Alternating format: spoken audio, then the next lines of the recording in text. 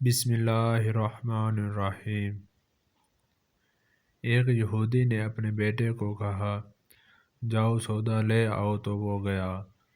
راستے سے گزر رہا تھا کہ اس کی نظر حضور صلی اللہ علیہ وآلہ وسلم پر پڑی، اور حضور صلی اللہ علیہ وآلہ وسلم کی نظر بھی اس لڑکے پر پڑی۔ وہ وہیں بیٹھ گیا اور وہیں بیٹھا رہ گیا، اور دیر ہو گئی۔ وہ یہودی کبھی ادھر جاتا کبھی باہر آتا کہ لڑکا کہاں رہ گیا ہے، آج آیا نہیں ابھی تک۔ سورج غروب ہو گیا، مغرب کی نماز ہو گئی۔ شام کو گھر گیا، باپ نے پوچھا، ارے نادان، اتنی تاخیر کی؟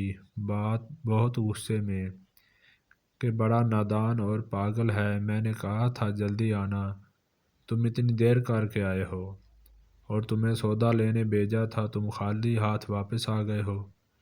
سودا کہاں ہے؟ سودا کہاں ہے؟ بیٹا بولا، سودا تو میں خرید چکا ہوں۔ باپ، کیا پاگل آدمی ہو تم؟ میں نے تجھے سودا لینے بھیجا تھا، سودا تمہارے پاس ہے نہیں اور کہتا ہے خرید چکا ہوں۔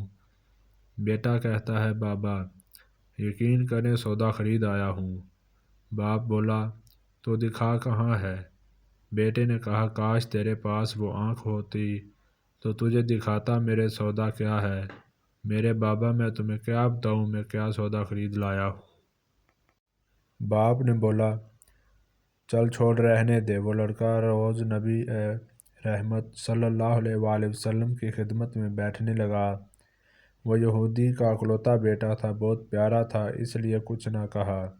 کچھ دنوں بعد لڑکا بہت بیمار ہو گیا، کافی دن بیمار رہا، اتنا بیمار ہوا کہ کمزوری اتنی ہو گئی، کروٹ لینا مشکل ہو چکی تھی، اور پھر قریب المرگ ہو گیا۔ یہودی بہت پریشان تھا، پھر بھاگا گیا حضور صلی اللہ علیہ وآلہ وسلم کی بارگاہ میں، اور بولا، میں آپ کے پاس آیا ہوں، آپ تو جانتے ہی ہیں میں یہودی ہوں، مجھے آپ سے کوئی اتفاق نہیں، مگر میرا لڑکا آپ سے دل دے گیا ہے اور قریب المرگ ہے، آپ کو رات دن یاد کر رہا ہے۔ کیا ممکن ہے آپ اپنے اس دشمن کے گھر آ کر اپنے معشوق عاشق کو ایک نظر دیکھنا پسند کرو گے؟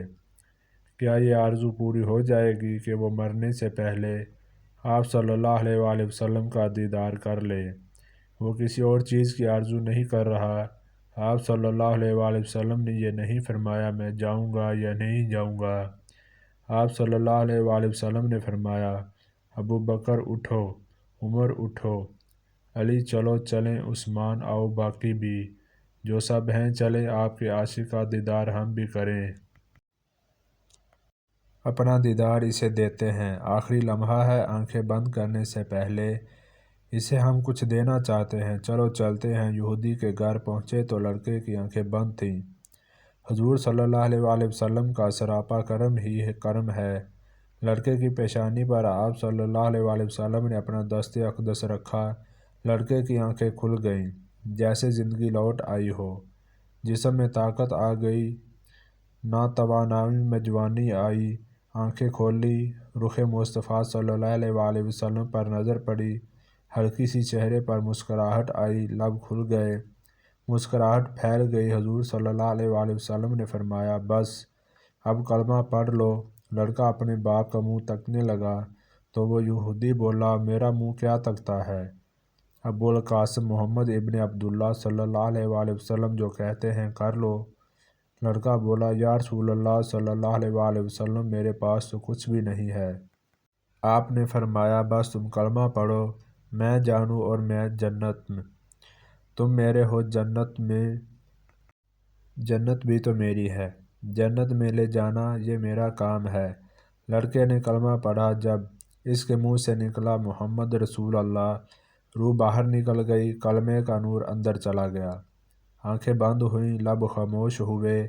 اس لڑکے کا باپ وہ یہودی بولا، محمد، میں اور آپ دونوں کا مخالف ہوں، اس لیے یہ لڑکا اب میرا نہیں رہا، اب یہ اسلام کی مقدس امانت ہے، کاشیانہ نبوت سے اس کا جنازہ اٹھے تب ہی اس کی عزت ہے، لے جاؤ اس کو۔ پھر آپ نے فرمایا، صدیق اٹھاؤ، عمر اٹھاؤ، عثمان آگے بڑھو، بلال آؤ تو سہی، علی چلو دو کندھا، سب اٹھاؤ اسے۔ آقا علیہ السلام جب یہودی کے گھر سے نکلے تو یہ فرماتے جا رہے تھے، اس اللہ کا شکر ہے جس نے میرے صدقے سے اس بندے کو بخش دیا، اس اللہ کا شکر ہے جس نے میرے صدقے سے اس بندے کو بخش دیا۔ اللہ اکبر! کیا مقام ہوگا اس عاشق کی میت کا جس کو علی، عثمان، ابوبکر صدیق، عمر بن خطاب، بلال حبشی جیسی مشہور شخصیات کندھا دے کر لے جا رہے ہوں اور آگے آگے محمد مصطفیٰ ہوں۔ قبر تیار ہوئی، کفن پہنایا گیا، حضور صلی اللہ علیہ وآلہ وسلم قبر کے اندر تشریف لے گئے، قبر میں کھڑے ہوئے اور کافی دیر کھڑے رہے اور پھر اپنے ہاتھوں سے اس عاشق کی میت کو اندر اتارا۔ آپ قبر کے اندر پنجوں کے بل چل رہے تھے، پاؤں مکمل پاؤں مبارک نہیں رکھ رہے تھے۔ کافی دیر کے بعد آپ قبر سے باہر آئے تو چہرہ پر تھوڑی زردی چھائی تھی، تھکن محسوس ہوئی۔ صحابہ پوچھتے ہیں، حضور یہ کیا ماجرا ہے؟ پہلے تو یہ بتائیے آپ نے قبر میں پاؤں مبارک مکمل کیوں نہیں رکھا؟ آپ پنجوں کے بل کیوں چلتے رہے؟ تو آقا کریم نے فرمایا، قبر کے اندر بے پناہ فرشتے آئے ہوئے تھے، اس لیے مجھے جہاں جگہ ملتی تھی میں پنجہ وہیں رکھتا تھا، پاؤں رکھنے کی جگہ ہی نہیں تھی۔ میں نہیں چاہتا تھا کہ کسی فرشتے کے پاؤں پر میرا پاؤں آ جائے۔ پھر صحابہ نے پوچھا، آپ قبر کے اندر کیوں گئے؟ ہمیں کہتے ہم چلے جاتے۔ تو سبحان اللہ خوبصورت جواب دیا کہ میں نے اس لڑکے کو بولا تھا نا، تیری قبر کو جنت بناؤں گا، تو اب اس قبر کو جنت بنانے قبر کے اندر چلا گیا تھا۔ تو پھر حضور صلی اللہ علیہ وآلہ وسلم اتنے تھکے ہوئے کیوں ہیں؟ تھکا اس لیے ہوں کہ فرشتے اور حوریں اس عاشق کے دیدار کے لیے آ رہے تھے اور میرے وجود سے لگ لگ کر گزر رہے تھے، ان کی وجہ سے تھک گیا ہوں۔ اللہ اکبر! ایک عاشق کو یہ رتبہ و مقام ملا کہ جس کی کوئی مثال نہیں۔ اللہ پاک ہم سب مسلمانوں کو رسول اللہ صلی اللہ علیہ وآلہ وسلم کے عشق میں جینا اور مرنا نصیب فرمائے، آمین۔